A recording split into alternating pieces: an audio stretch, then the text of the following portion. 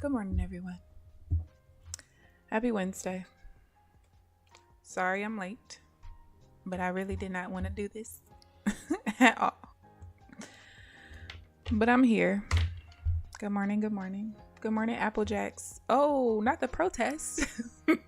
What did I walk into? Good morning now. Thank you for using my code. Thank you.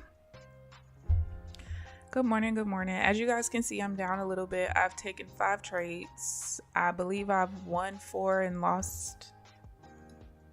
Wait. No, I've taken 4 trades. So I've won 2 and lost 3. Good morning. It's my time. How are you this morning? So yeah, this morning has not been the worst. However, let's back up. Couple of things. I lost 2 trades the same exact way, which I'm going to show you guys because with us trading near this resistance and new high, I can't take any buys right now anyway. So let me show you guys the trades that I've taken so far.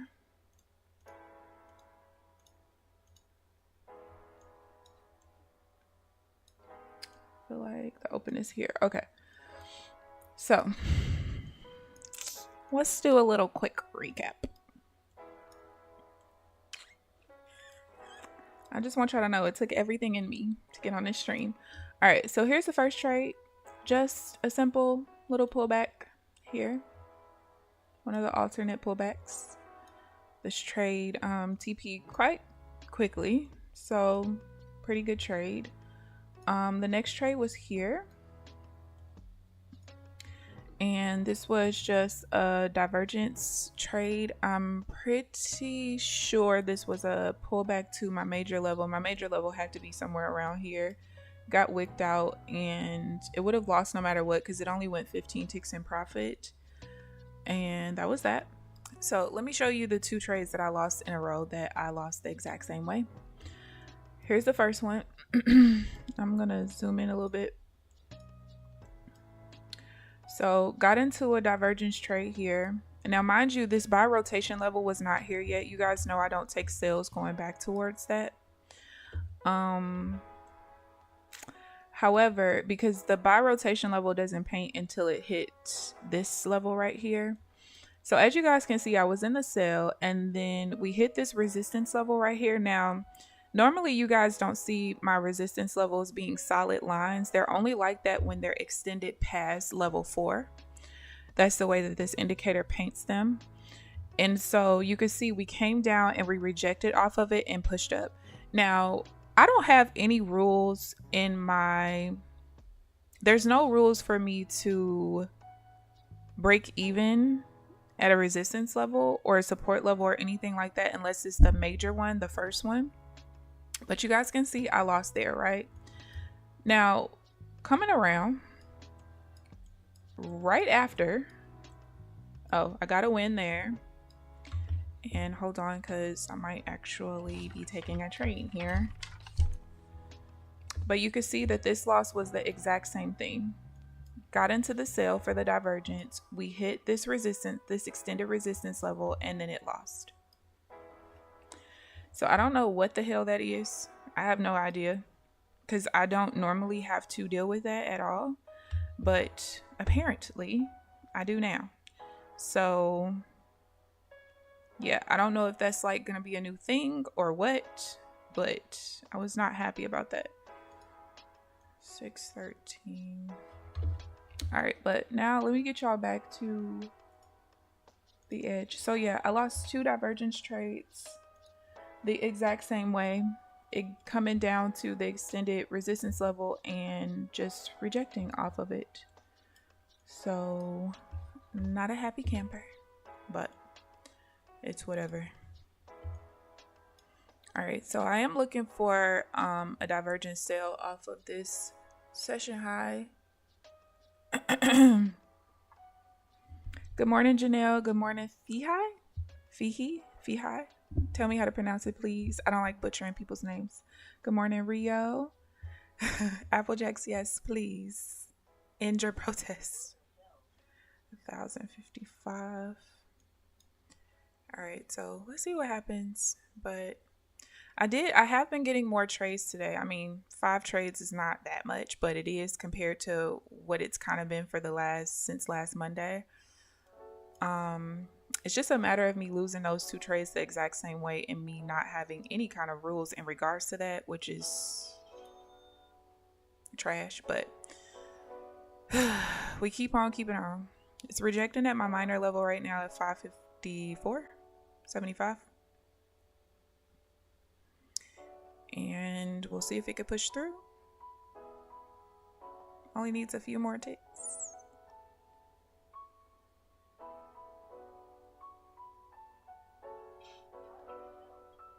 All right.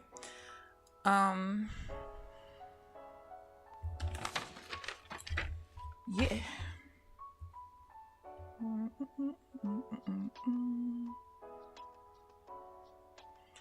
851. We would need to stall here for a little bit in order for me to get into the buy. Okay, maybe not so much now.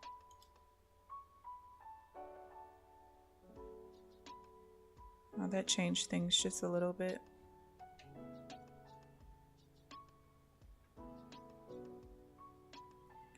$851, 613. Actually, I don't want it to stall very long here.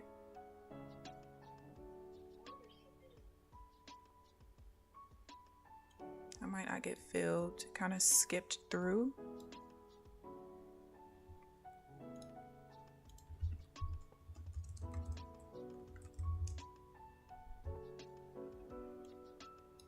It just came 1 tick from filling me.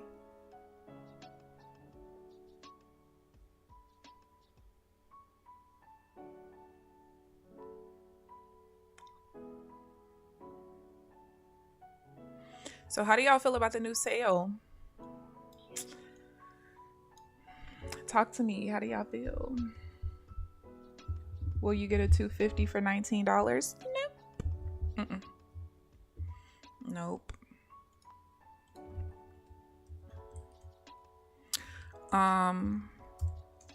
The only thing, honestly, that I've been thinking about is just going ahead and canceling one of the 25 or both of the 25Ks and just picking up 250Ks.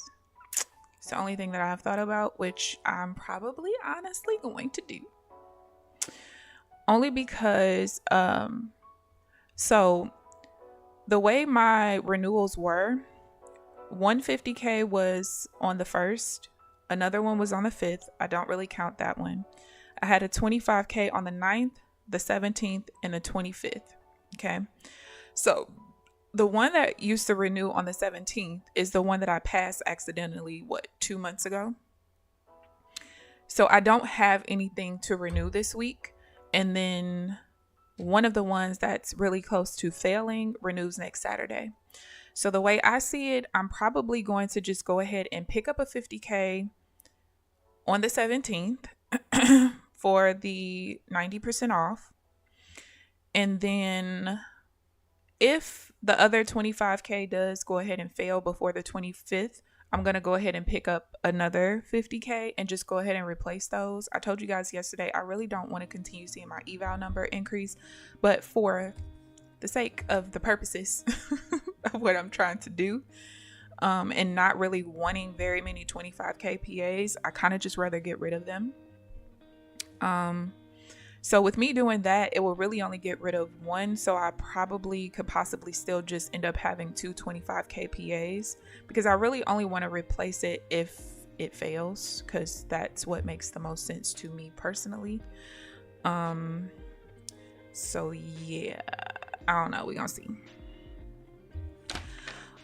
see. But yeah, I'm definitely not picking up a 250K. If I'm being completely honest, I feel like the only reason why they're having this particular sale for the 250K is because it's probably the least purchased eval. And yeah, I don't want it. I don't want it. I've always said that I probably would never go past 50K, because from like a numbers standpoint, none of them make sense. You know, the 25K is the only 1-to-1.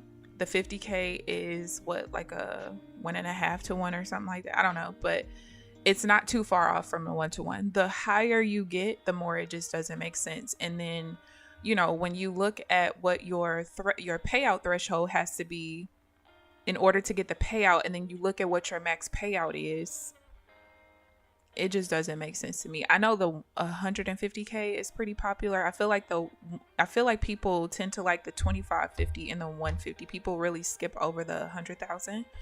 And then you do have some people who have the 300Ks or whatever. But to me, and I do know a couple of people that really like the 75Ks too.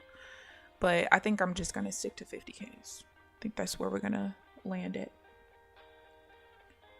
Didn't the rules change? I didn't even look at the video last night. Let's see. Yeah, I didn't look at the video. 250 is hard to pass. Yeah, this is my thing. With certain things, like if I'm going to be doing all that, and I actually, like, I know I have a great strategy, I would rather just trade my personal account. Like, doing all of that to get a payout is a bit much. So that's why for me, like, just do the 25 and do the 50 and keep it moving. Because I even was thinking like, okay, maybe it's not going to be too bad to have a couple of 25Ks in there, because even though, yeah, you're missing out on an extra $1,000 per month per account, it's like on one hand, I think about, all right, well, if you are able to get your PAs to last to month 4 and beyond, it doesn't really matter, because since you're copy trading, you're just continuing to build a buffer anyway without really trying to. But then on the other hand, I think to myself, like, what if some way, somehow I get caught up in the cycle of, you know, cycling through PAs? Like, I want to make sure that I'm able to maximize my money in case I can't continue to get to month 4 and beyond. So that's kind of like where my head is with that right now. Like I said, I really don't quite know, but I don't know. We'll see. But let me go look at, because whenever they have these sales and stuff, I'm gonna be honest with y'all, half the time I don't look at the video. I don't look at none of that stuff. Just because I know nothing's going to change and I'm not about to load up on evals and stuff like that. Oh, yeah. Look, I didn't even change the, that I got up there. Let's see. I got to change my overlay.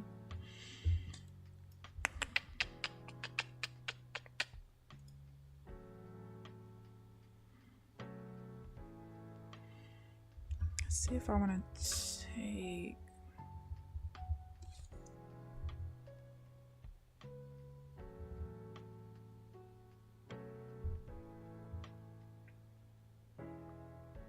I have to use the bathroom so bad, but because the market's actually moving, I can't yet.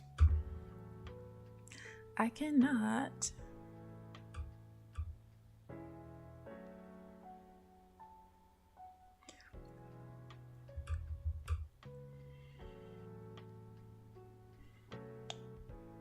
Good morning, online safety. How are you this morning? Calling it what it is. It's the YouTube scalper rule on the dudes with infinite stop loss and St. Patrick's. Listen, it's definitely not my cup of tea at all. But, you know, it's gotten them payouts, and it's gotten them more payouts than me. That's all I say. But it does not work for my personality at all. I just can't. That's one of the reasons why, like, I was so against, not against learning how to scalp, but I was just against scalping for myself for a long time, because most people that I knew that scalped, when I looked at their content, they had these astronomical negative risk to reward ratios. Like even when I was learning the PATS, the price action, yeah, it's the PATS strategy where you do the two-legged pullback and all that, you know, and then you have the scalper that goes for like 4 ticks, and then you have the runner right after that. That did not work for my personality at all. It just didn't. It didn't. And that's why I told myself, like, all right, if you figure out like how you want to scalp, you're gonna have to figure out how to at least make this a 1-to-1, because I feel like scalping for a 1-to-1 is fine. You know, you do have to have a decent, I mean, whether you're scalping or intraday swing trading, a 1-to-1 is like the bare minimum for me. I'm cool with just losing commissions if I end up breaking even for the day, you know. But what I don't want is one loss, I need 3 wins to cover, or even 2 wins to cover, because that's asking for a lot. It just is. So yeah, I guess it's not even new though. It's just, hey, this is the thing that's in the contract that we're gonna actually enforce. Yeah, you know, I can say that I think they are starting to crack down a little bit, because one of my trading buddies was warned with doing DCA. He still got approved for his payout, but he was warned. He was. And so for me, it's like, well, that's fine, because we do understand that we did sign agreements. But my problem is I don't want people to be treated different because they're bringing in money from being a content creator, because that's not fair. Because you're bringing in people from this person, so naturally they're going to see that this person is getting payouts trading like this, so they're going to want to trade like that. And when you start denying them, but you're not denying the people that they're bringing to you, that's a problem. That is a problem. So if you're going to enforce it, it needs to be enforced by everyone, you know. And I did see someone say like, oh, like trading the open isn't in the contract. That's not true. Because I don't know if you guys saw, hold on, 2843. This is getting a little too close. All right, yeah, it just invalidated itself. But I don't know if you guys had to re-accept the terms and conditions yesterday. But hold on, let's 545. Hold please. Oh, that's gonna invalidate itself, I think. But I reread it when they had it in the back office last night for us to agree to again. And it literally says news trading, chasing the market, taking advantage of breakouts with no system, morning open, any attempt for windfalls without following a strict set systematic trading strategy that is traded normal day to day in the account is prohibited. So the thing is, it's kind of ambiguous, because are you saying that I can't trade the open? Are you saying that I can't trade it unless I have a systematic strategy? Because the reality is, like, certain strategies are just dangerous if you're trying to copy trade people. You know what I mean? Like, anybody can say, oh, this is a set strategy. Anybody can say that, you know. But who knows? I don't know what they're going to do. I do know that they are cracking down on DCA, though. I don't know if they're going to crack down on morning opens, because there has been a significant increase in people that are trading the open, like, for sure. And hold on, y'all. I got to use the bathroom real bad. Hold on.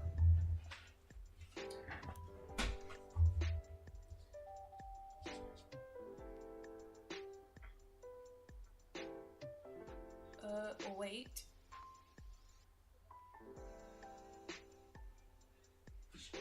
Okay, wait. I might not be able to just yet. I gotta use the bathroom so bad. Oh my gosh.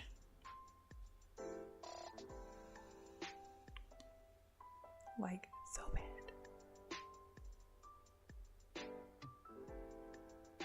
If we push too far up and my sale isn't validated, then I'm going to use the bathroom, because I know I wouldn't, like, if we don't close below 562.50, then I'll go to the bathroom, because I know I can't take the divergence trade. So, and actually I forgot that I took that off from over there. I'm going to put the solar wind back up over here, because it didn't slow my computer down that much.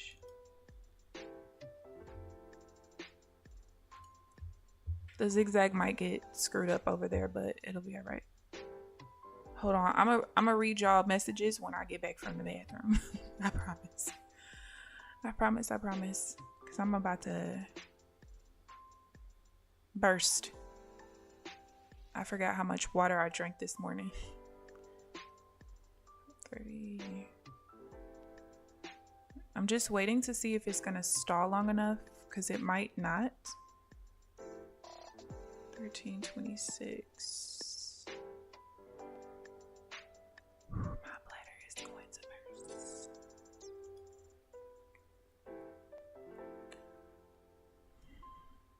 All right. So what I'm looking for is for it to close below this line right there for the sell.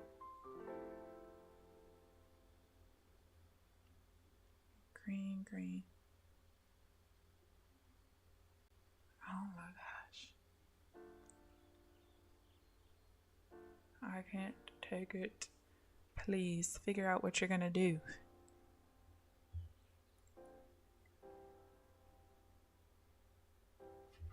Now, probably for you guys' sake, when I get back, I'm gonna make the line a little bit thicker so it's a little bit easier for you guys to see. Please, market, I beg of you, do something.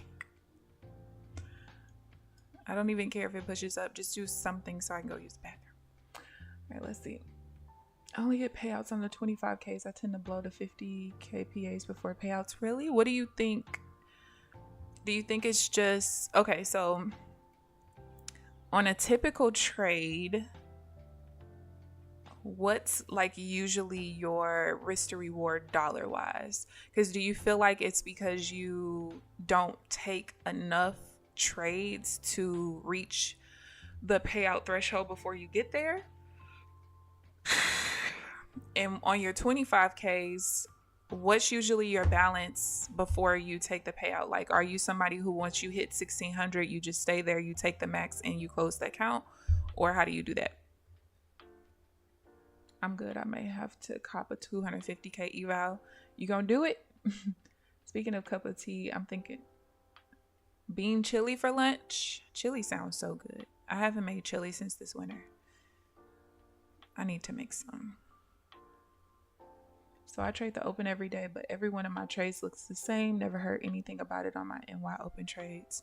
And that seems to be what it is. Maybe because he seems to have a system, they're continuing to be okay with it. Like I said, for me, I don't really care. Just if you're going to enforce it with everybody. That's all I ask, because it's not fair.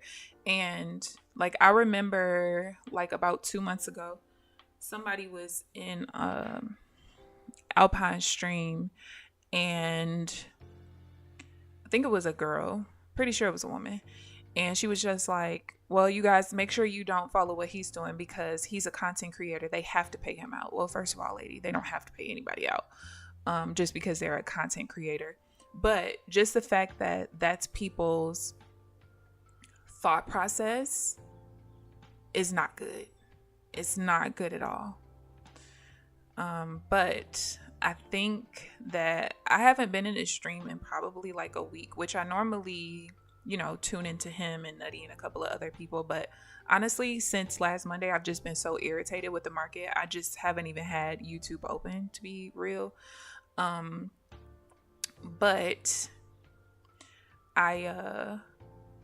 okay, I feel like the market is just wanting to piss me off because there's no reason why we have almost 4,000 volume in this one little ass candle. I just want to go use the bathroom. I'm distracted by my bladder. Oh my goodness. But yeah, so I think I was told that he in his intraday scalping or trading that he has been using a stop loss now. It's probably because they are starting to crack down on it, because that definitely is in the contract that you cannot trade with no stop loss. So I don't know. Hello, Hustler for Life. Thank you for stopping by. Welcome to the channel. Thank you. Thank you. I can't go pee because I have a pending order here. Okay. Oof, jeez, please. All right, let me take the order off. Be right back.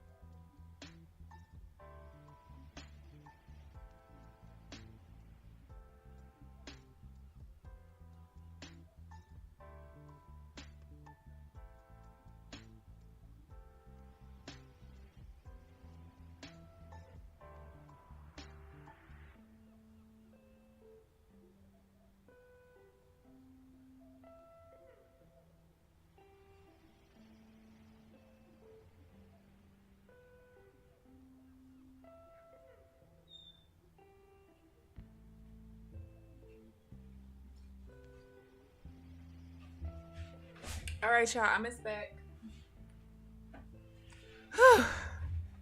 The market was about to piss me off. About to break myself. I swear. No, my my Xbox headphones, they like sit on this little thing, and that's what dropped.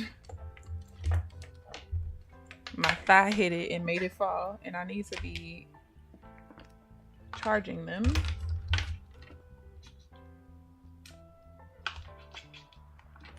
Because as soon as I get off today, I'm going to be playing. So let me charge them now.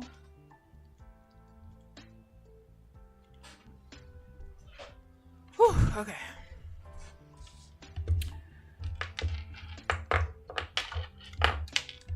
Okay, so in the meantime, let me make, oh wait, wrong thing. Let me make this line a little thicker. So I know when it comes up on stream, some of the levels, they just, you can't see them very well. Trend vector, let's make it 4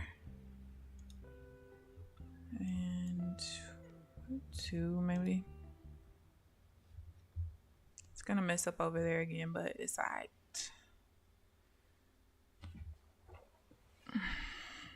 Alright, that's a little better. Okay, so 62.50. All right, so right now I'm just looking for a pullback. I did tell y'all yesterday it was quite a few things that I wanted to look at. For instance, when I got into a pullback, it was a buy, but we were rotating over a resistance level. I needed to look at that. And it was a couple of other things that I needed to look at. And I also told you guys that I probably wouldn't be looking at it because I was so damn irritated from yesterday and I didn't look at it. So I did like briefly try to find examples this morning. There wasn't a whole lot of examples though. So I probably will look at all the things that I want to look at from yesterday. I'll probably look at them today. And then I don't really know how I want to treat my divergence trades like that, where it goes to a support or resistance level, because From what I can remember, I never really had to worry much about that, but I can understand why it would make sense for me to just go ahead and break even. There, I told y'all, like, most of the time when I lose, I can usually learn something from it. Sometimes it's just like, yo, this is just the time that it doesn't work out. But the fact that I lost twice, anytime I lose twice in one day to the same thing, like the other example wasn't the same type of divergence, but the fact that everything set up how I wanted it to, and we got literally to the level and just reversed, that's enough for me to be like, So, yeah, I definitely that now that's something that I can't really go and look through my data for, because the only time I even write down things like that is if it reverses. So, like when I write down those two traits in my journal, I'm going to say, hit extended resistance level and reversed. But if it's a trade where it blows through the level or anything like that, I don't write that down. So there's no way for me to really quantify that without going back and looking at every single divergence setup that I have in my journal for the last 2.5 months. And guess what? She's not going to do that. So I'm just going to have to just pay attention to it from now on. And probably after a couple of times, I'll just start breaking even. It's okay. Like, I'll just break even and leave it at that. That's it. Hi, Amelia. Yes, I am here. I contemplated not doing it. That's why I was so late. I'm sorry.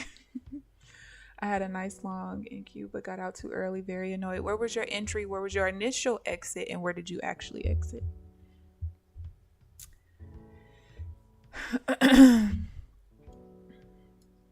And how are you going to learn from it? What was it about the chart? So when you journal, do you ever write down like, all right, I got out too early, but this is why?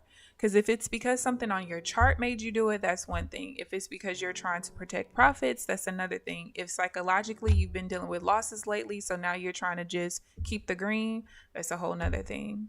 So I think you should always write those kind of things down. Because sometimes, like, you can, for instance, with me, right? If I break even, I think it was a couple of weeks ago where I literally had no reason to break even on the trade. But because I have been negative all day and finally got back positive, I knew if I lost that trade, I would end up break even. And I just wanted to see green. Like, I just did. So I made sure that I wrote it down. Like, anytime I break even for no reason, I'll put the trade down and I'll put BE for break even, and I'll literally put in big words, big letters, for no reason. And then I'll put in parentheses like, I was protecting profits or wherever my head was at the time. But you gotta keep track of things like that. Entry was 480, exit 500, the candle turned red and I was out, then it turned green. I got you. So do you normally, besides that trade, do you normally wait to see how the candle closes?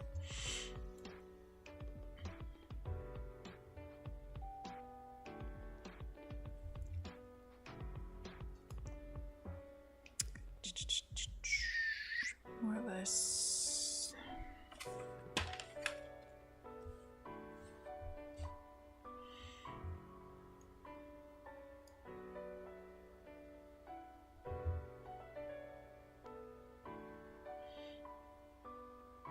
These are good questions.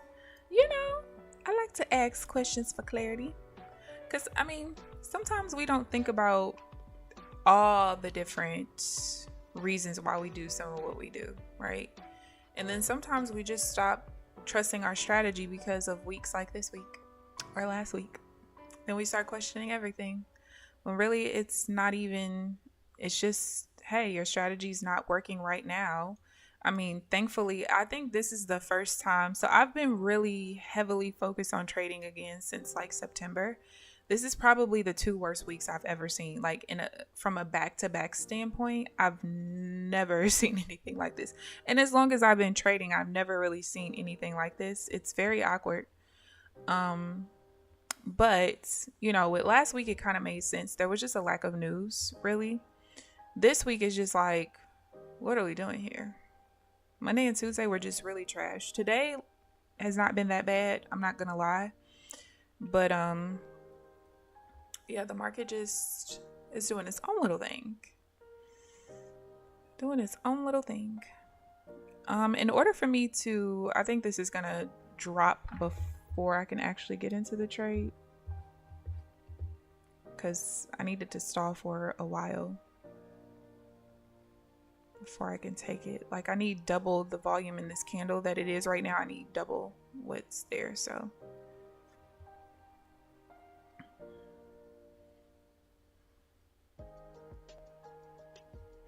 $2,094.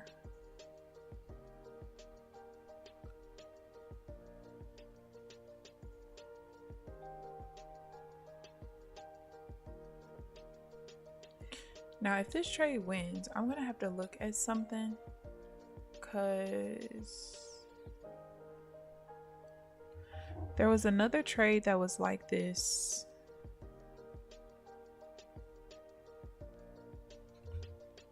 Yeah, let's see if it wins. It's rejecting off the minor level for now. This is where the trade would look like. I'm gonna tell y'all what I'm gonna look for. It depends on if this trade will win or not.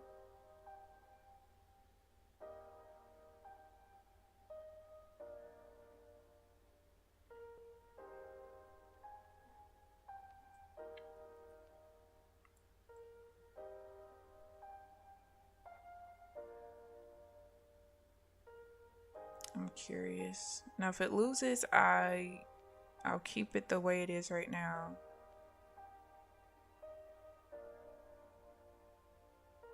But I'll tell you guys my thought process. Just depends on how this trade turns out. Because right now, technically, I would still be in the trade because it only went 14 ticks so far. Once it hits the green line, that's when my stop loss would move to break even.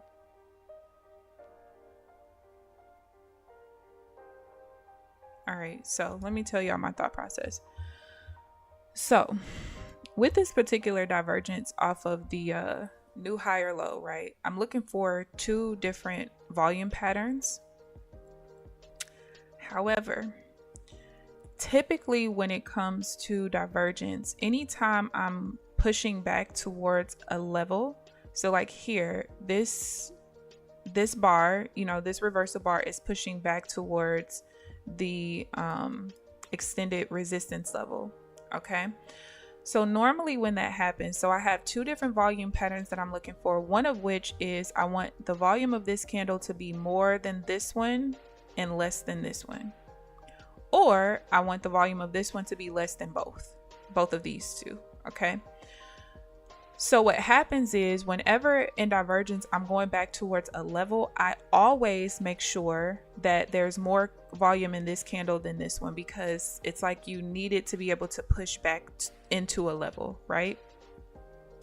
However, normally when it's something like that where I have two different versions of what I'm looking for, I will say, you know, if it pushes back towards like this vector or something like that.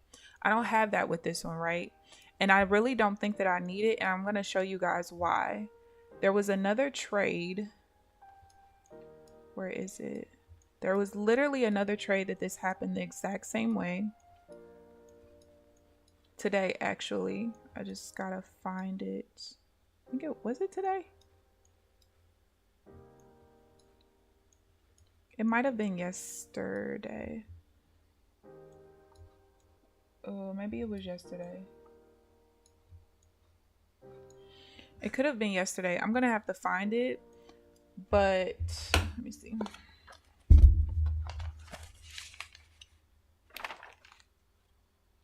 Shit, maybe it wasn't yesterday.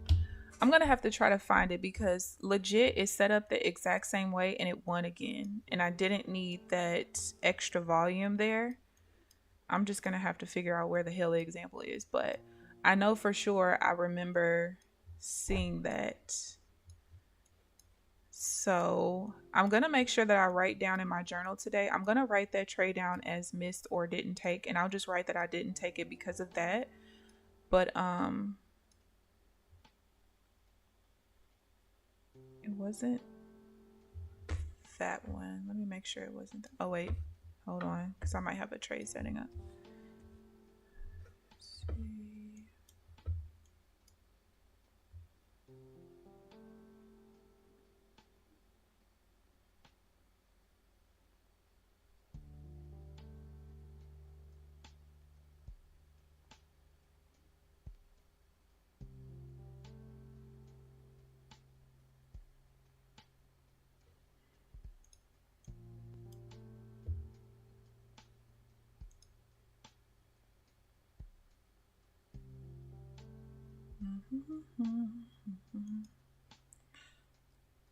$13.92. All right, yeah, I'm gonna have to find the example though, because I don't know where the hell it is. But I know I've seen it at some point. It had to have been this week. I don't feel like it was last week, but I could be wrong. But we'll see. I'll just journal it and just kind of go from there. All right, that stalled too long. That's gonna invalidate itself. Let me go look real quick. Definitely wasn't there.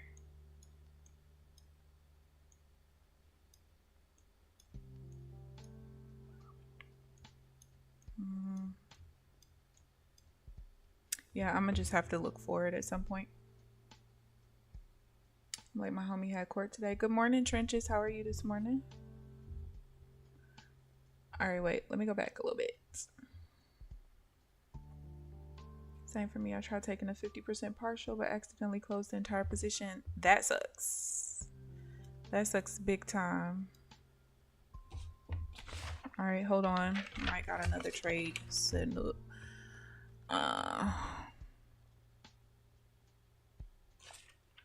Oh, no. That's impossible for me to take. All right. Usually when the candle closes, but today I already made some green and didn't want to be in drawdown too much either. So that means, Amelia, that you have to trust your setup. You have to trust your strategy because you got out trying to protect green and you could have been more green.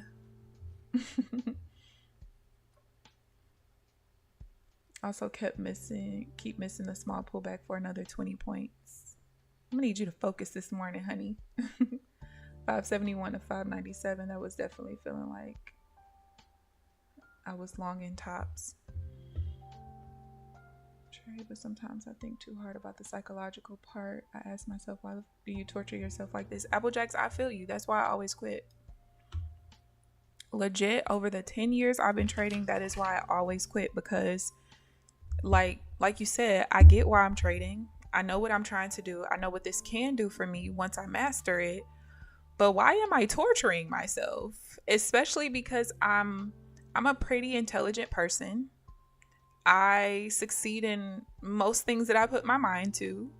So what the hell? That's how I be feeling. Why am I torturing myself with this? But at the same time, I like a challenge. So I guess I'm kind of a psycho.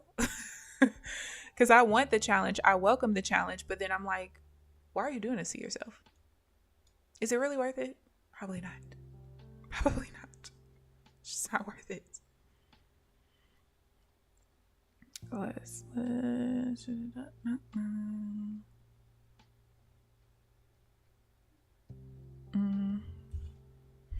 Oh wait, nope, that's different. All right, so I just needed to stall here for a little bit, which it might not. It looks like it's trying to close now.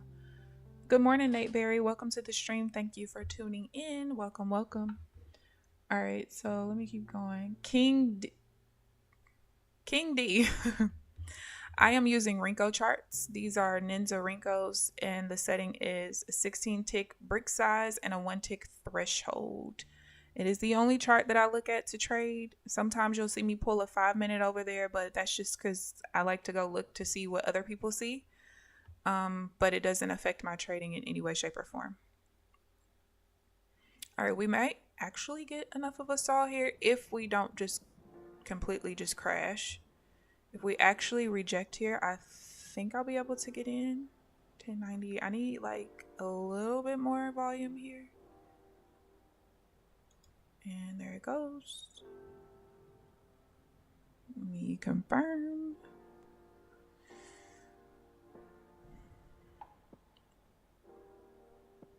See if we get the rejection off the vector there.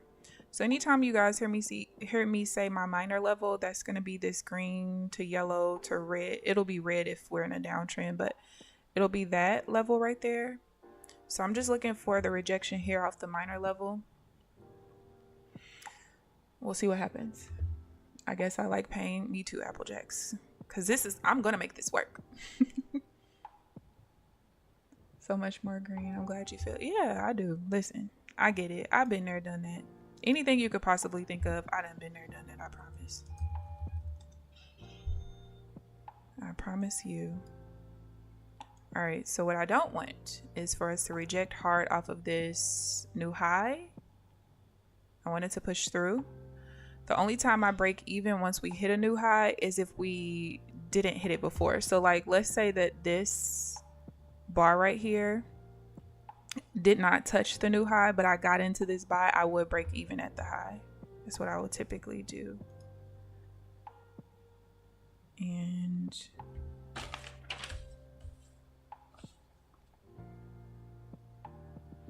$10.90, 60.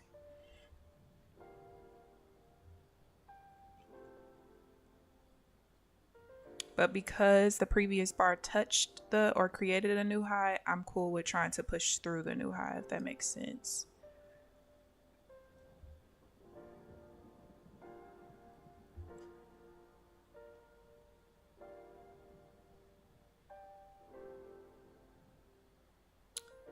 See if we can get a push off of the new high again for the divergence trade.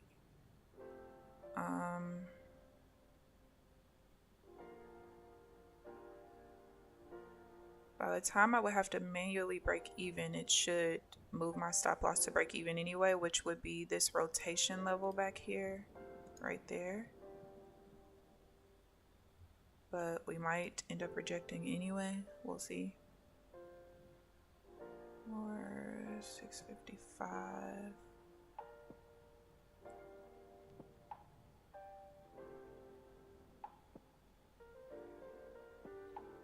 Or if the zigzag turns red, then I will have to break even there.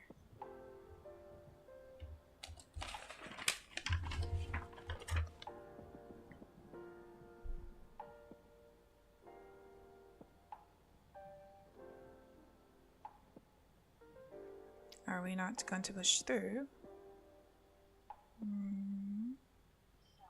Nope. And oh, don't you wick me to the tick, please. More or less 1647. The market has just been so back and forth. I lose one, I win one. I lose one, I win one. It's so dumb. More. All right, so for the buy here, it can't stall for too much longer, otherwise it'll invalidate itself. So I need a push ASAP.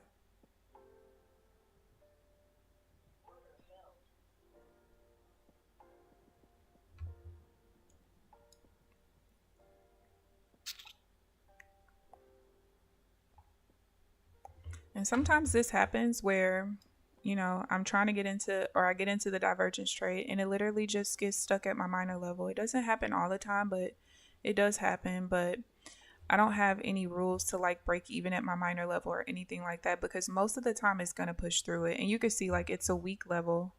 If you see like white writing under it, I probably need to make it bigger for you guys, but it's a weak level. So it should be able to push through, but it's not always able to. It is what it is.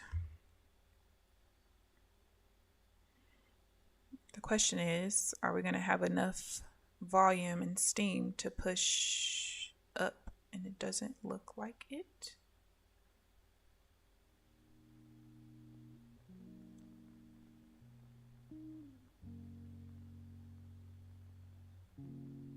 No.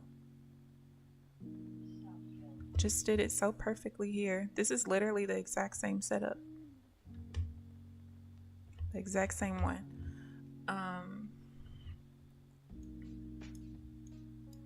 Only difference is this is a week level and this is like a week times 2 level basically, which I still trade.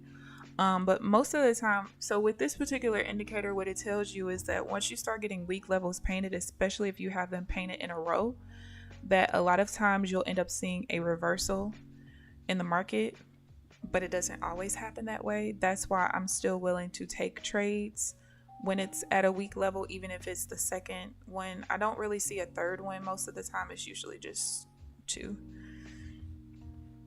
But yeah.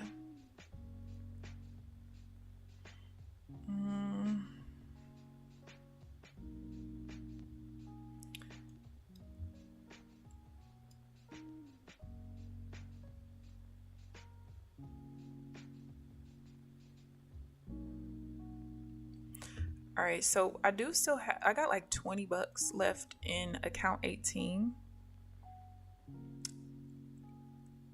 That's the one that renews on the 9th. So I guess I could do that actually.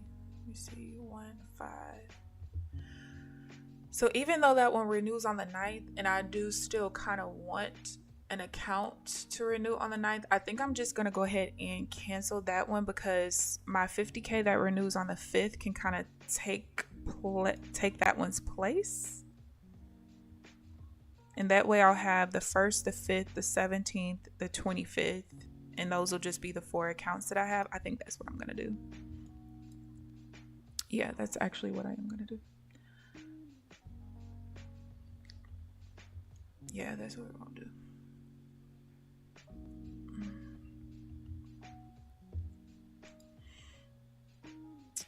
21. The other account has like $111.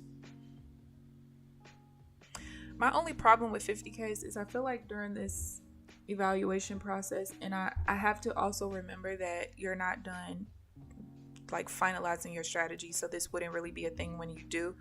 But I just hate how like I just feel like I'm just ready to get to the renewal date so I can just purposely fail it and then we just start over. Because at least on the 25Ks, if I'm in a little bit of drawdown, I'm cool. Like I feel like I can still work my way out of it if I get things together, you know? But with the 50Ks, I just feel like once it's down, it's just down. It just seems like it's just so far away. Just so far away. But I don't know. I just have to remind myself that this is just the process and it's not gonna always be like this. It's just frustrating when you know that the major things are done. It's just minor shit. It's just minor.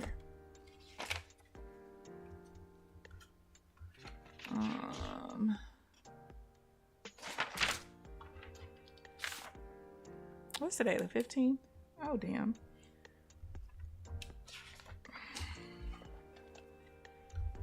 I didn't even fill out my trade journal for today. Actually, I could do that now.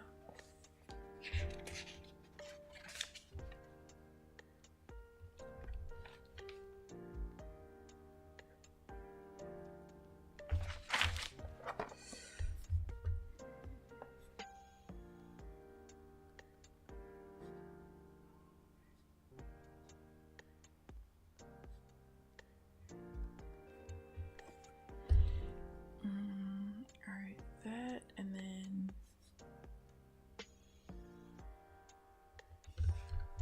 sorry y'all, I gotta fill out my journal real quick because I ain't do it yesterday.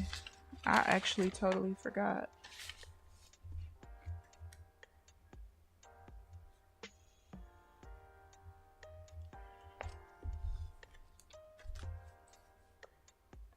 I'm not interested in a buy right now at all, so just kind of waiting to see what kind of pullback happens. Just change trends right there.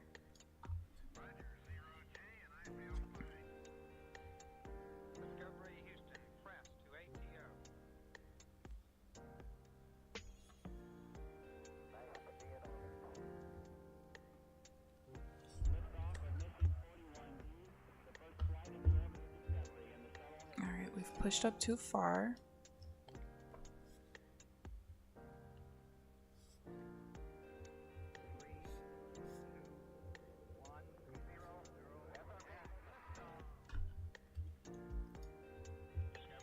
Now I'm waiting for the next pullback.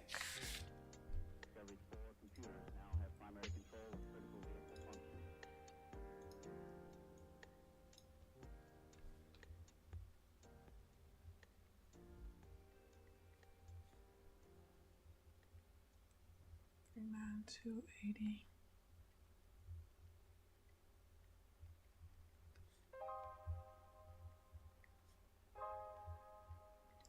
Depending on how we react here is let me wait till this bar closes. I have like this chart margin indicator on, and I don't know if it's been moving the chart over. I hate when it's like so far to the right you can't see the numbers on the Renko bars.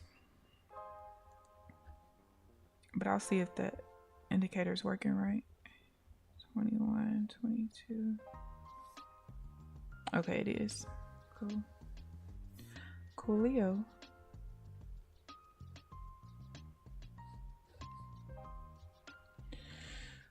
Trust the process, like the Sixers, or maybe not like them since they haven't won a championship.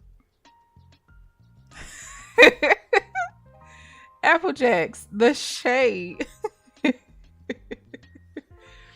The shade. Yeah, I definitely was slacking. But I told y'all I was so irritated yesterday. I just knew that everything that I would typically do after a trading session, I just knew I wasn't going to do it.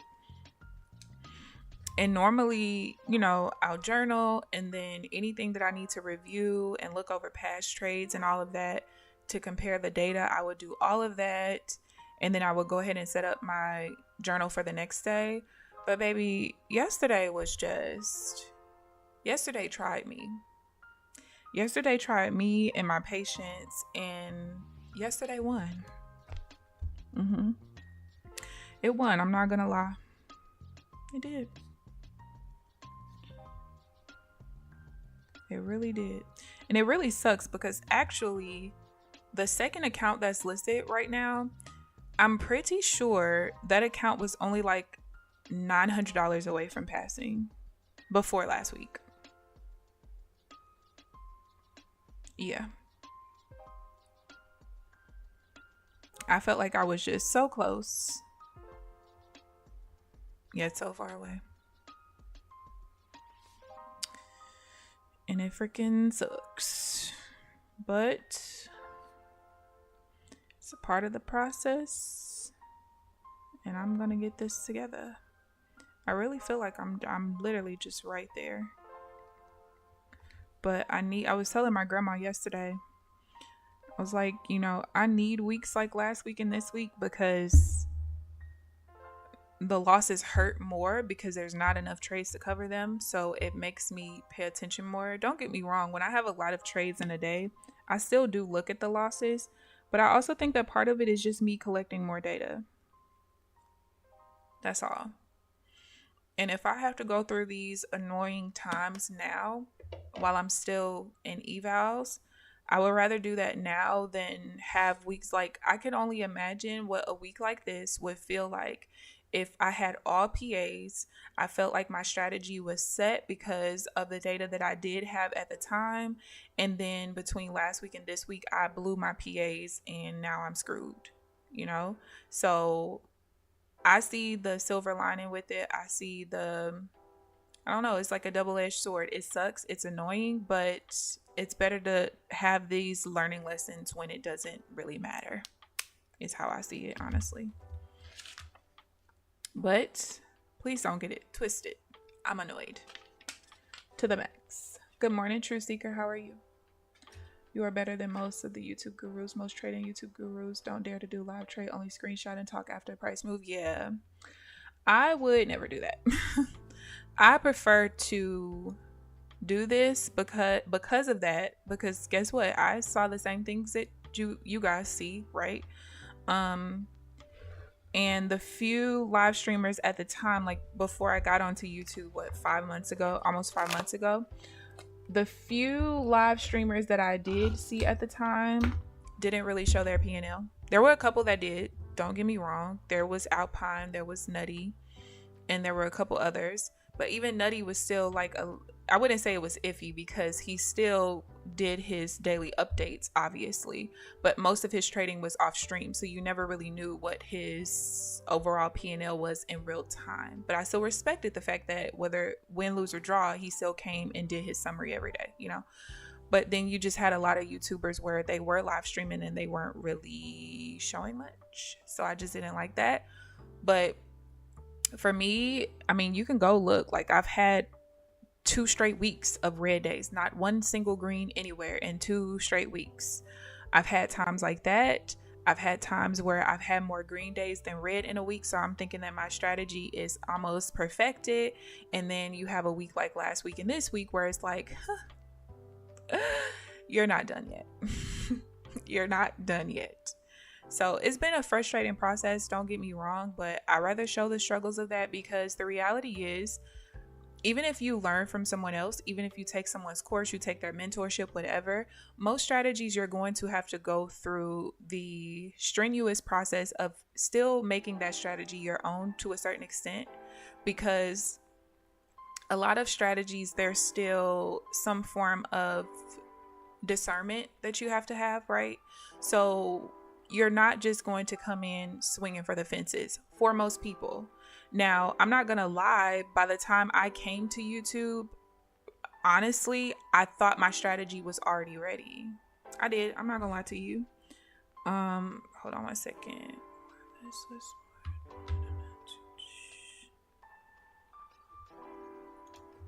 Hold, please. Oh, that's too close. 1446, 14. I'm not getting into that buy. But anyway, yeah, I thought that I had my strategy already together, and it wasn't that I was coming to YouTube with my strategy already together so that people wouldn't see me struggle. That was not the thing. Like, I don't really care about that. But I just didn't want to have the distractions of trying to put together my strategy while live streaming, while having to deal with idiots, which I've only had 2, really. I just felt like I shouldn't need to put this huge disclaimer across my screen, like, I'm developing a strategy, leave me alone. Because Nutty had to do that. I'm still learning. You shouldn't even have to do that. This is for entertainment purposes. You can either watch me win, watch me lose, but it doesn't make or break you. So what does it matter? You know what I mean? But yeah, it wasn't that I didn't want to lose in front of people. I just didn't feel like dealing with all the extra addedness, right? I just wanted to be able to come, have my strategy together, trade, get payouts, and keep it moving. But that is not the way that it went. And I'm cool with that. You know, for me, if it was for me to show the struggle of putting together a strategy from scratch with literally no literature, no knowledge out there besides what I had already in my head and what I've learned over the last 10 years of trading, fine. Also, I think that I'm crazy because I'm trying to scalp a 1-to-1 on the Nasdaq. I think that I'm a crazy person for doing that, because most people, you know, who trade the Nasdaq, they don't scalp. They go for more intraday swing trades, which makes sense. The Nasdaq can be all over the place sometimes. And me having such a tight stop loss, you know, I'm trying to do something that I don't see very many people doing. So I could not expect to just come in and just hit home runs off the bat. And I was okay with it. You know, I think that it bothers other people more than me when I'm losing. Because it doesn't bother me. Because in my head, your strategy ain't ready. Who the hell cares? The only thing that I get frustrated with is when I feel like I'm close. And then, you know, a week happens or a couple of days happen where it's like, you're close, but you're not as close as you want to be. But again, that was my fault because I refused to backtest. So you got to just deal with it. And yeah, that's why we're here now. 672.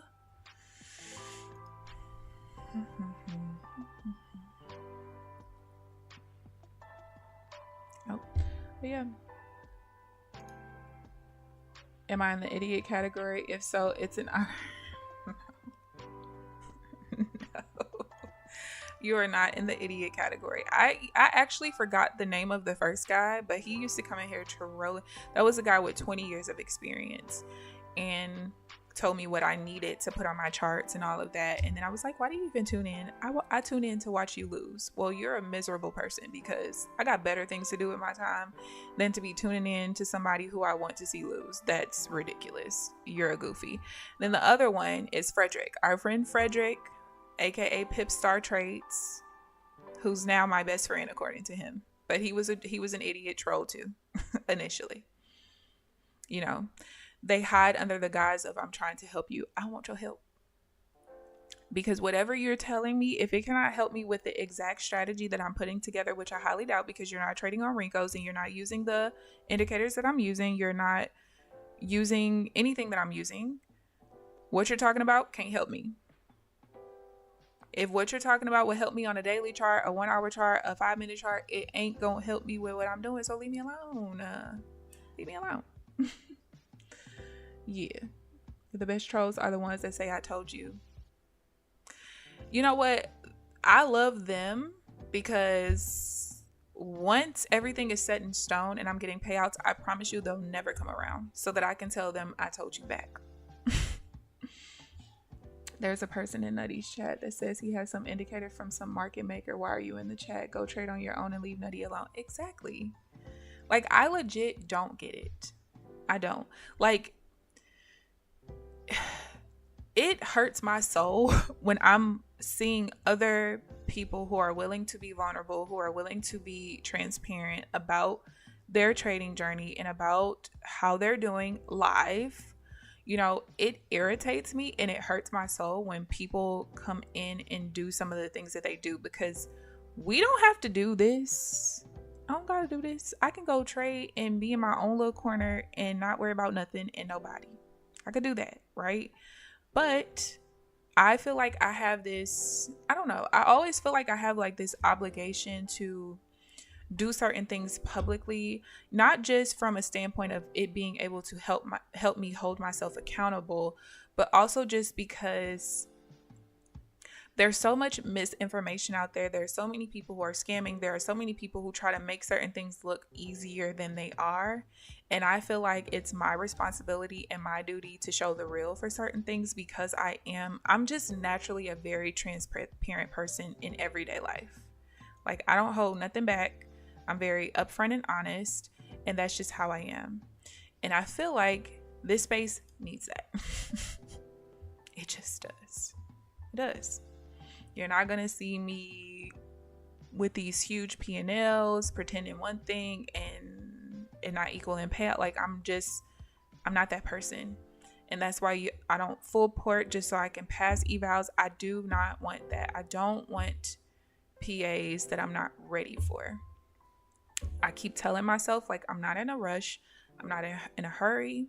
The only thing that, like, can be bothersome sometimes is just because, like, I haven't been working for the last 2 years. Part of it is personal choice, right? It didn't start off that way, but then it became a personal choice. But because I don't have to worry about money at this time and for quite a while from here on out, because I know, like, a couple of payouts, I can completely replace everything, all the money that I've been living off of for the last couple of years.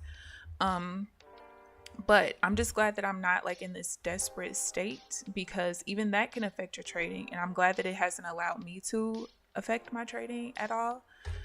I'm just ready to get where I want to be, because this has been a long process. It's been a long overall process with as long as I've been trading. But I also have to just remind myself, you've never been a scalper before. So you're learning along the way, and there's always going to be something else that you can learn, right? So I just have to remind myself of that and just keep on keeping on, for real, with it. But you don't hear from them when they're wrong. Never. He is nice, but still annoying. Yeah. Very annoying. Very, very annoying. But I know Nutty will literally time somebody out real quick. I think I saw somebody get timed out for like 87,000 seconds or something the other day. I was cracking up. Like, you might as well just not come back at this point. Excuse me. All right, we got 15 minutes left. To be honest with you, I'm probably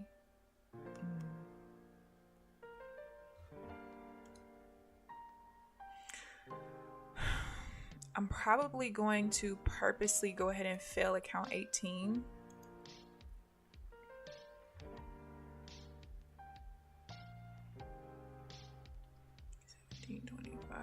Trying to figure out when I want to get the next 50K account to replace it. I think I'm just going to get it on Friday and then start trading it on Monday, because I never start trading an account in the middle of, like, I always have to start an account on a Monday. I'm weird like that. But yeah, that account only has like 21 bucks in it at this point, so I'd rather just, yeah. Only thing annoying with that one is that was the one that I accidentally carried the balance over for, that renewed on Thursday. So I wouldn't even start trading it until this coming Monday anyway. So that's kind of annoying, but it is what it is. We'll just get rid of it. I think I'll just end up with just 125 KPA and the rest will be 50s.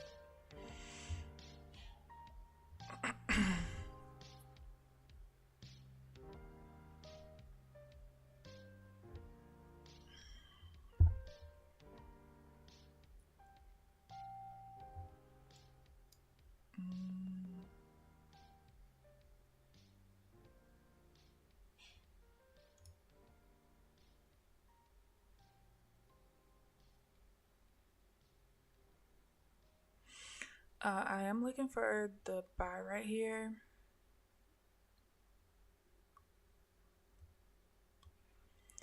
If it rejects here, I don't know, but if it does, I am looking for the buy. And as long as it rejects pretty quickly, I can't have it stall here for very long. There's only like 1,000 more volume that can paint before I have to get out of it.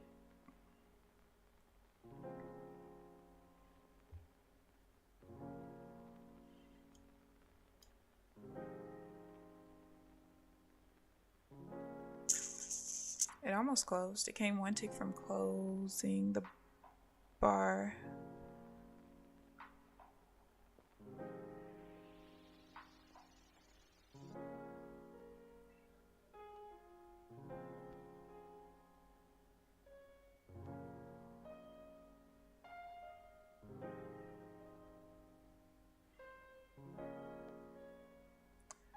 What are we gonna do here? Try and pass it?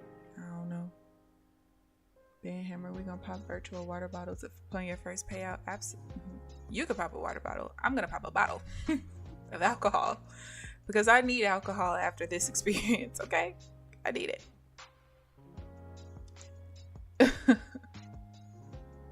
I'm getting hungry. You always getting hungry. But you know what? It's getting close to lunchtime. It's getting close to lunchtime, so I understand this time. All right. We're almost stalling too long. 12:38. If it's gonna push, it needs to push now.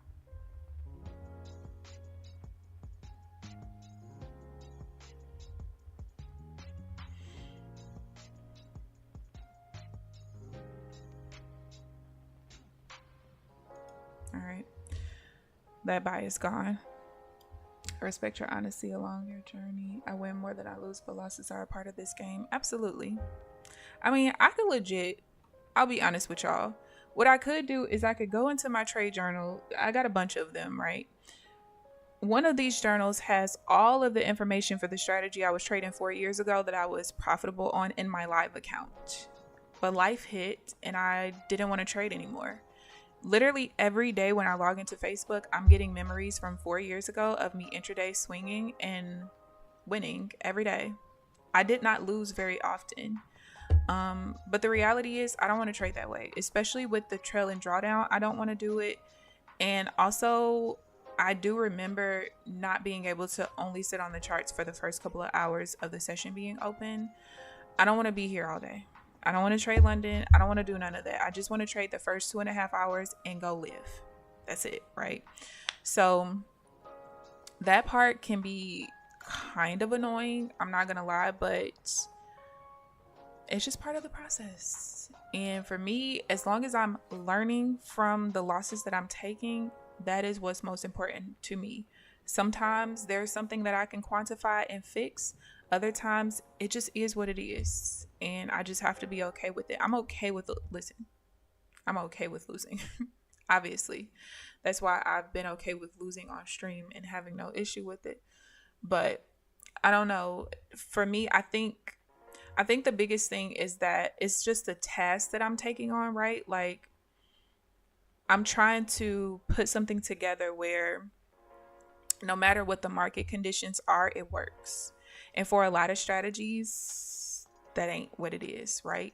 You have some strategies that work best when the market is ranging or when it's choppy. You have some strategies that work best when the market is trending. The problem is, how do you determine when it's going to trend and when it's not? You know what I mean?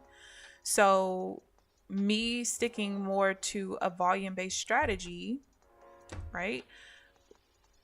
No matter what the volume or volatility is, my strategy, once it's put together properly, should be able to work no matter what the market conditions are. So it's like I'm taking on that task. I'm taking on the task of a tight stop loss scalping on the Nasdaq. I'm also taking on the task of I'm learning the volume patterns during this process, because I never, before New Year's, I never traded with volume on my charts ever. Not a volume profile, not volume zones, none of that. So I literally was putting all this new stuff together at the same time. But I also feel like because of the chart time that I've put in with other strategies and trading for so long and trading in all these different market conditions and stuff, I kind of feel like that's why I already knew, like, all right, I'm about to put this together. These are the indicators I want on my chart. You know, I don't want too much. I mean, besides this half trend, which is what this is a version of a half trend. Everything else is just VWAP and different levels of support and resistance, or prior or current day open, high, low, and then of course prior close. So aside from that, like, there's really nothing on my chart. I mean, I don't ever want to trade naked. I'm not gonna do it. I don't want to do it, to be honest with you. But I understand why people do. But I can't do that, because I'll analyze my way out of every trade if there's nothing there to force me to look at it a certain way. Are some of the indicators lagging? Probably, but I'm okay with that. I am. Let me see.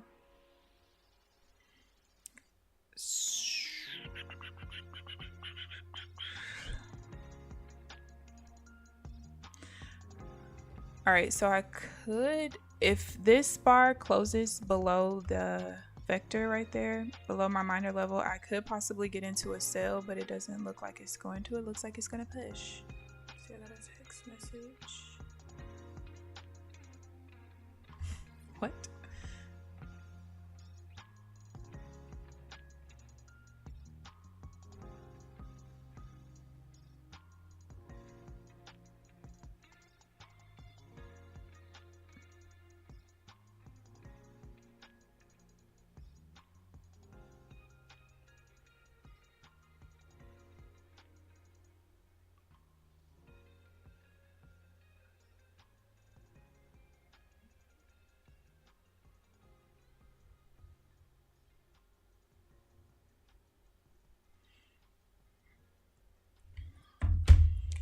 All right.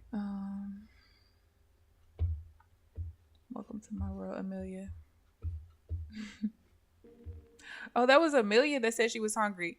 I thought it was you, Applejacks. That's why I was like, it is almost lunchtime. You always hungry. My bad. I read it wrong. I'm so calm today. It's almost scary. That's because you ain't been trading, right? One of the mods in the Apex Discord, he said something to me yesterday talking about I'm the happiest person to have lost $26 in a day or something like that. I think he saw the thumbnail, of course, on YouTube, because it's starting to push me in the algorithm a little bit since I've been having more views and more viewers on the stream while I'm live. But I was like, man, you should have saw. At first, I didn't realize he was talking about, because in my thumbnail, of course, I'm smiling whether it's a red day or green. But at first I thought he was talking about like in the actual stream. And I'm like, you should have saw me today. I was real irritated losing 1,400. He was like, no, you were still smiling. I said, yeah, he must be talking about my thumbnail. I ain't one of those people that's finna have all these different thumbnails with different maybe I will at some point, but not right now. I don't feel like it. But it's like I just want to put on the thumbnail what the profit or loss was for the day and keep it moving. But it cracked me up. Like, no, yesterday I was very irritated. Very irritated. I forgot that level was right there. We got 6 minutes. The game fool. Oh.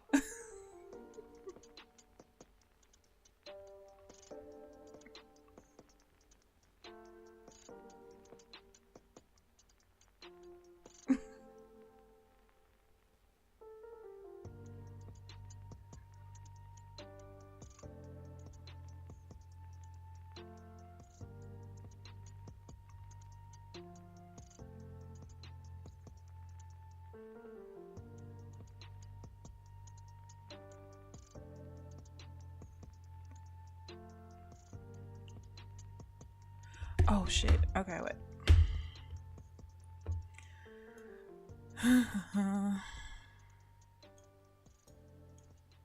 Oh, I can't take that actually. I would need it to push out a little bit more for me to be able to take that.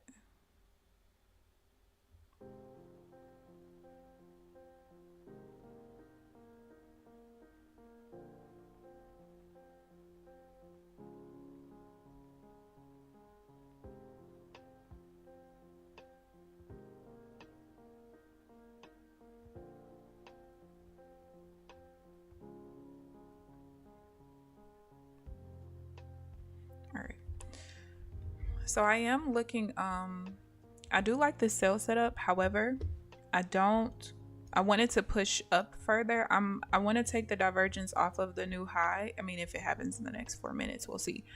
But what I don't want is for it to close on this minor change level. I don't want it closing like that. If it wicked below it, that's fine. But it closing on the body, I don't take those trades. But everything else is setting up how I wanted to, but I can't take it because of that. All right, so I believe that's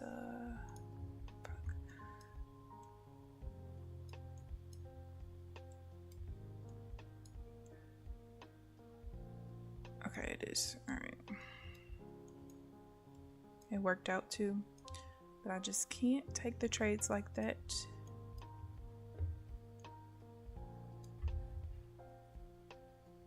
No buy here. And if it pushes, if it reverses up right here, like if it wicks here, I won't be able to take the reversal sell either. So we might actually be done for the day. I got 3 more minutes though, so we'll see what happens. When is the last time I took a trade actually?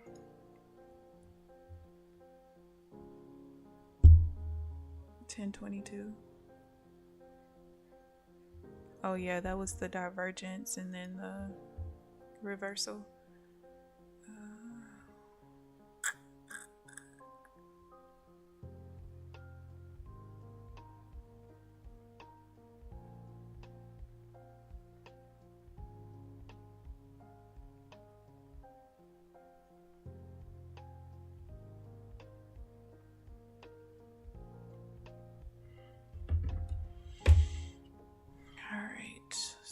Let's see.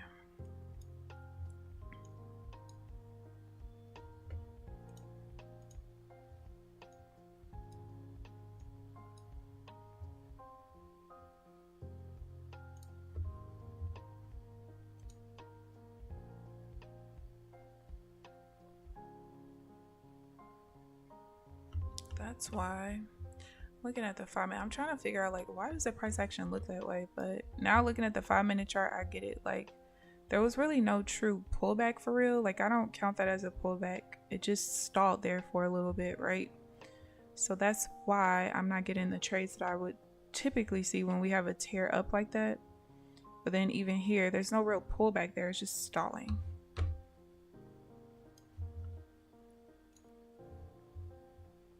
Yeah, I can't get into the sale. All right, so I'm going to go ahead and show you guys the accounts dashboard because this session is over. There's only a minute left. There's nothing that's going to happen in a minute. So, another red day. It is what it is. It's so weird because last week from Monday to Thursday, I was break even like by the end of Thursday, and then Friday came, I lost $300. I feel like Monday I was break even. Yesterday I was down $400 per account, and then today $145. Let's see. The Discord is out of control. Really? I told them I was going to be back this week, but maybe she won't. What's going on? Okay, guys, this is getting out of hand. The rules are simple. The stop loss can't be more than 3 times the target, but it can be smaller. We want reasonable stops. Oh, are they cracking down on... Wait a minute, guys. Are they cracking down on stop losses and stuff?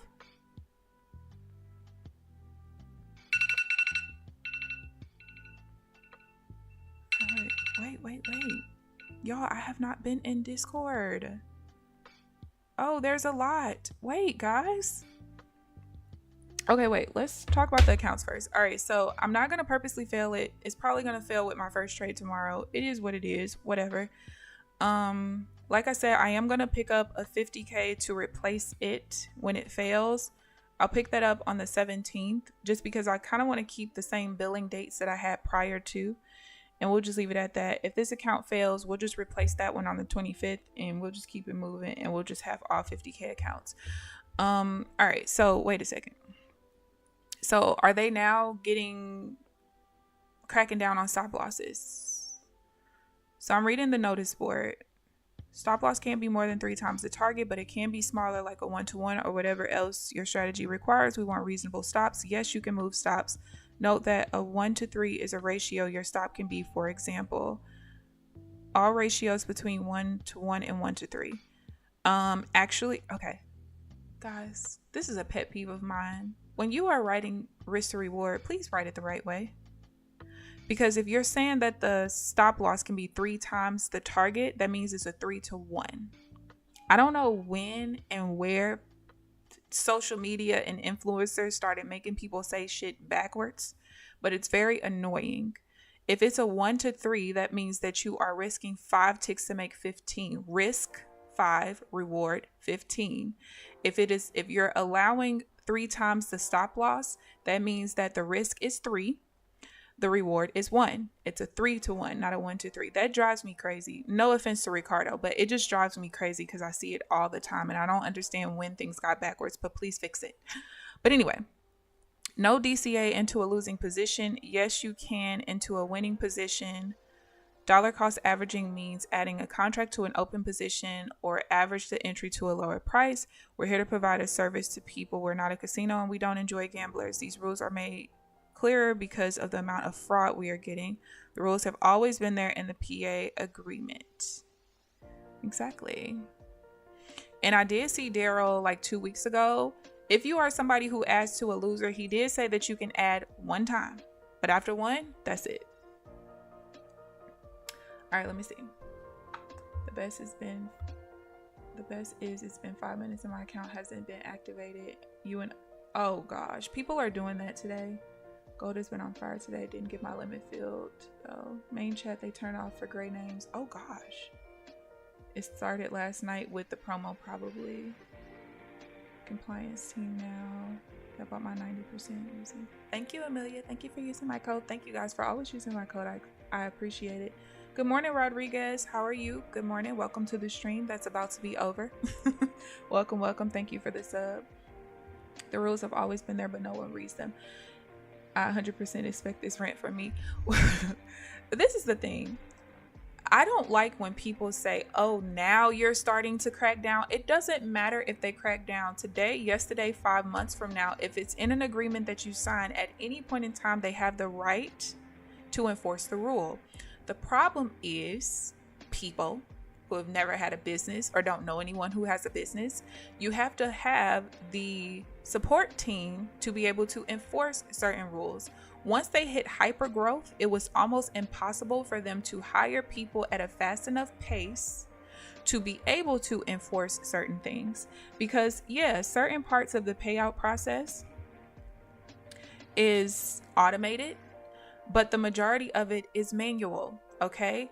And the more unique payouts that they have, I forget what the number was on Nutty's last video that he made about the April payouts. I feel like it was maybe like 3,500 unique payouts or something, or was it unique payouts to people? I can't remember if the 3,500 is the number of people or just the unique number of payouts, but either way, that is a lot to manually review in a short period of time. You know, don't get me wrong, I do feel like it's not fair for some people to be approved on the 2nd and some people to be approved on the 14th. I don't think that that's fair, only from a standpoint of if someone wants to be able to reach each payout window and not risk their account, well, it's unfair to the people who get approved on the 14th versus the 2nd. I also don't like it because the 30% rule apparently goes from approval to approval. I don't like that. Yeah, I feel like it should be request to request. But anyway, all right.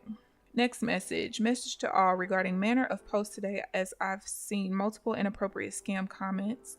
Please carefully consider these types of posts in the future. Consider this as a general warning. Any further posts that insinuate that Apex or a broker are in some way manipulating or causing issues with your accounts purposefully will be dealt with differently.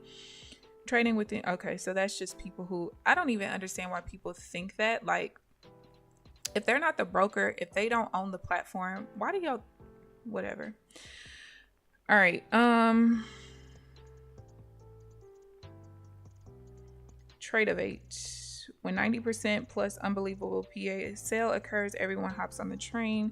This means it's going to take time for people's accounts to be up. All right. Oh, we got a note from Daryl. DCA always refers to losing positions, because I have seen some people saying, oh, you can't even DCA in futures because it's a first in, first out. I've seen that a lot, even from people saying it publicly, even from streamers saying it, okay? But Daryl himself says DCA always refers to losing positions. You can set your orders in Tradeovate right after you enter. That's not an issue. New accounts are fast on Rhythmic.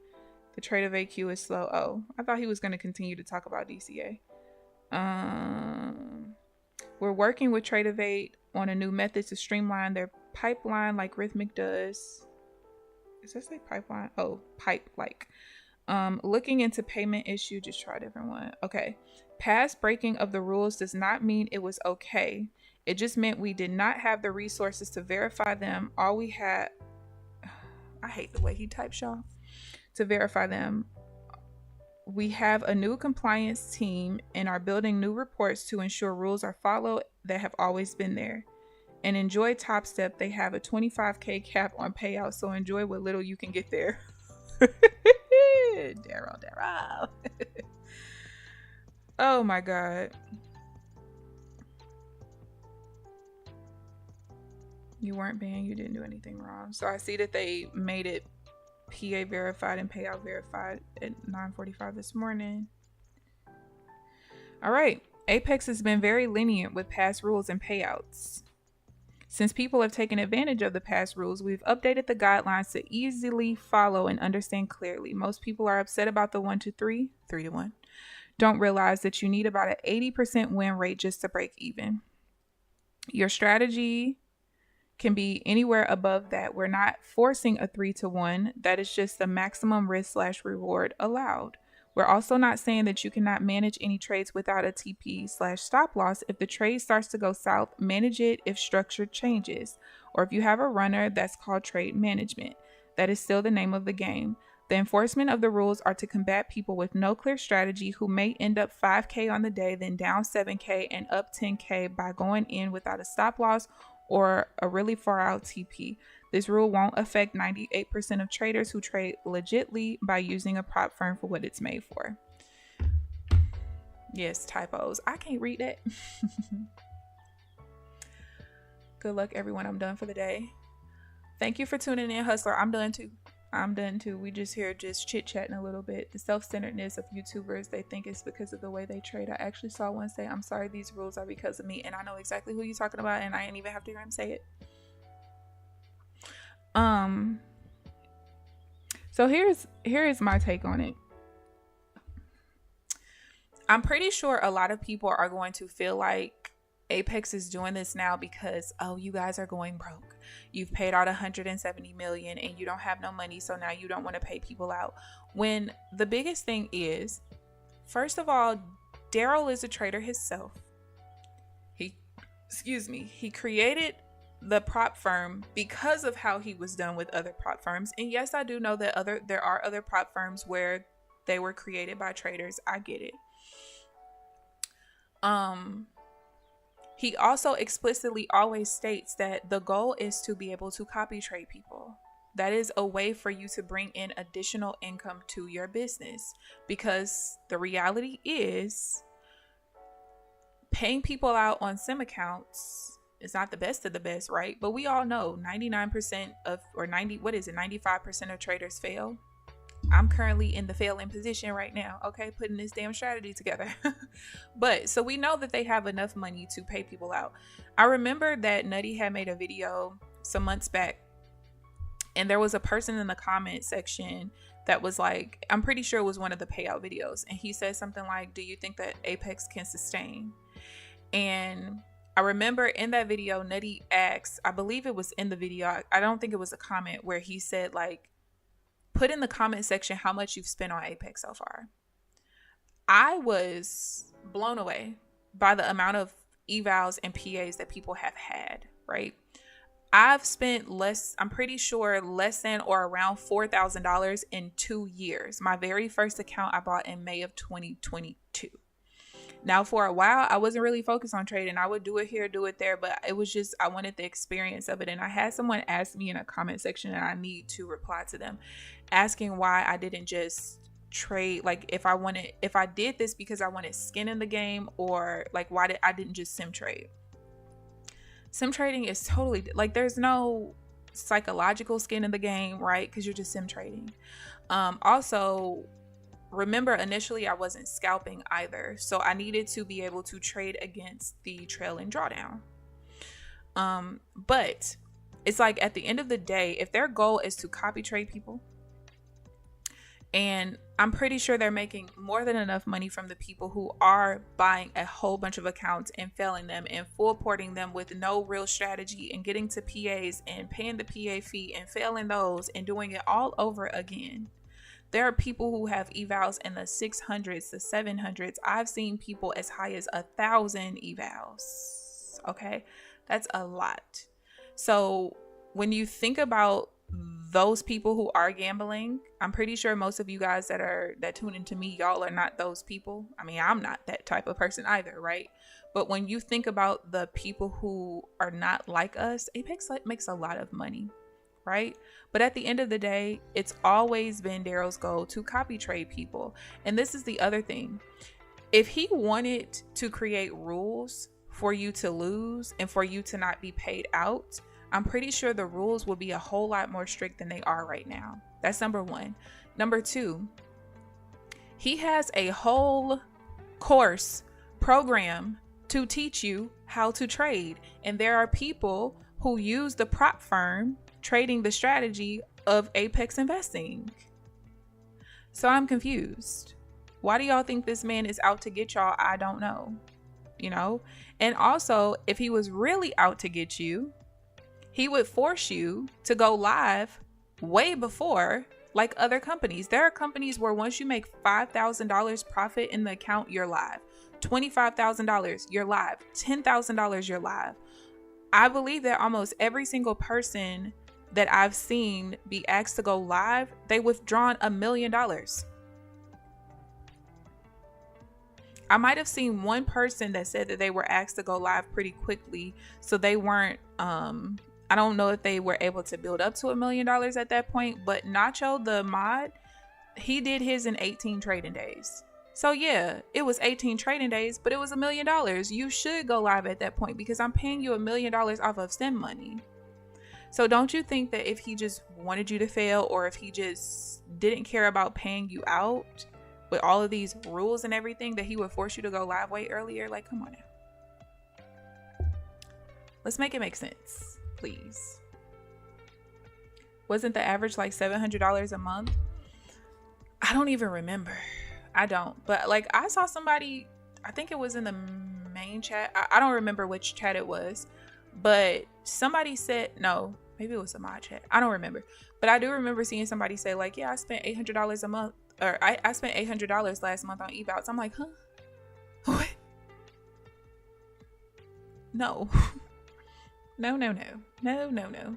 Like, even if I was working, like, the way that I am treating these is the way I would be treating them no matter what my status is at the time, just because I'm taking this serious. Like, this for me is going to be my lifelong career.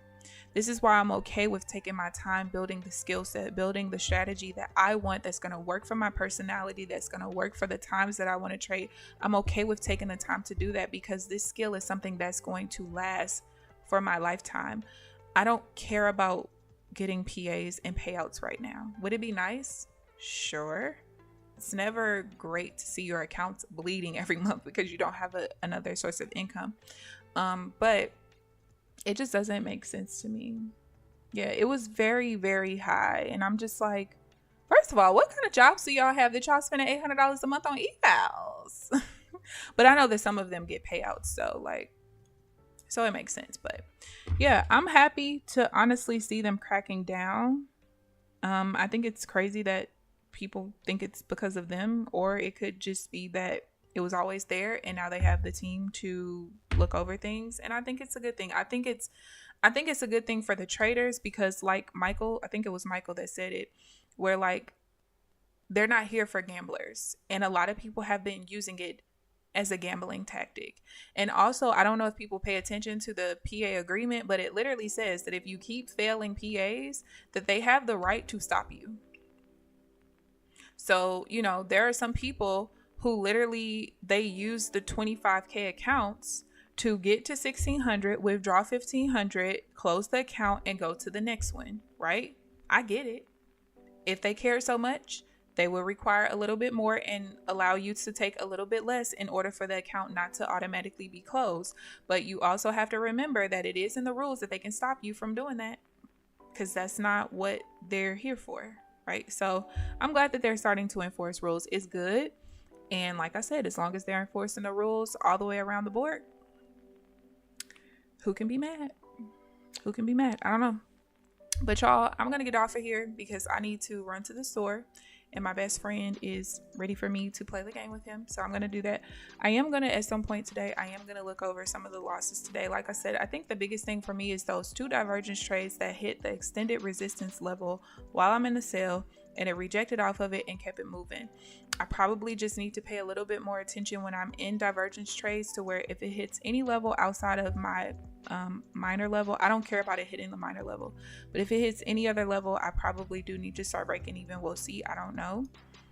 I won't know until like long term, as I continue to collect more data, but there's not very much to look over from yesterday and today, but I will do that at some point. But yeah, any chance to break this range and hit 752.50 on this session? That's a long way away. And you know what? Oh yeah, I don't know about that. You asking for a lot. You wanted to get all the way up here? I don't know. And to be honest with you, it don't even matter to me, honey, because I'm out of here. I don't reopen. When I close my charts, when I get off with y'all, I don't reopen these bad boys until the next morning. So we will find out on the next episode of Dragon Ball Z, because I don't know. But I thank you guys for tuning in. Thank you guys for the commentary. We had a good little chit chat today. Please like the video on your way out if you haven't already. Subscribe if you haven't already. But other than that, I'll see you guys tomorrow, bright and early at 9 a.m. Central Standard Time. I'm not going to be late because I do want to stream. Yesterday just pissed me off, but I'll see you guys bright and early tomorrow morning. Have a good day. Bye.